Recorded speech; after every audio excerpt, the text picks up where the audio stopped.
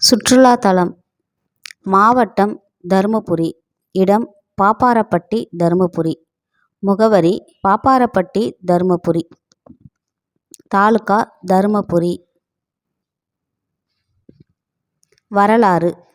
தியாகி சுப்பிரமணிய சிவா அவர்கள் மதுரை மாவட்டம் வத்தலக்குண்டு என்ற ஊரில் ராஜமையர் நாகலட்சுமி அம்பாள் தம்பதியர்களுக்கு 4/10/1884 பிறந்தார்.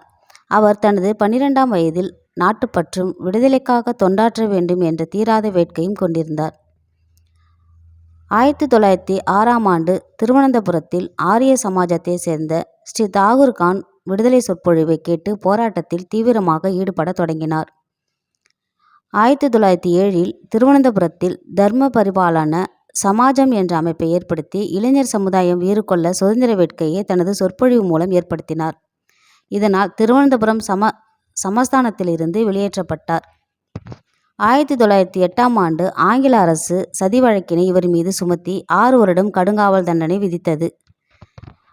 1913இல் சென்னை வந்த சுப்பிரமணிய சிவா, ஞானபானு மற்றும் பிரபஞ்சமித்திரன் ஆகிய மாதவார பத்திரிகையை தொடங்கி இந்தியா விடுதலை பெறுவதின் அவசியம் குறித்தும் விடுதலை போராட்டம் குறித்தும் பல கட்டுரைகளையும் தேசத் தலைவர்களின் அரிய தொண்டினையும் அறிவிப்புகளாக வெளியிட்டார்.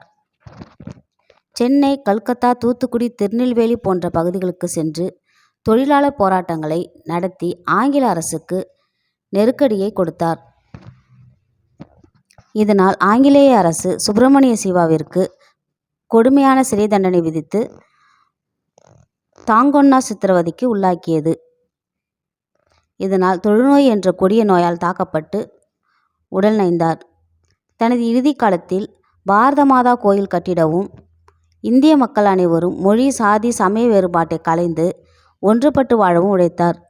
தருமபுரி மாவட்டம் பாப்பாரப்பட்டியில் பாரத மாதா ஆலயம் நிறுவும் முயற்சியில் ஈடுபட்ட போது 1925இல்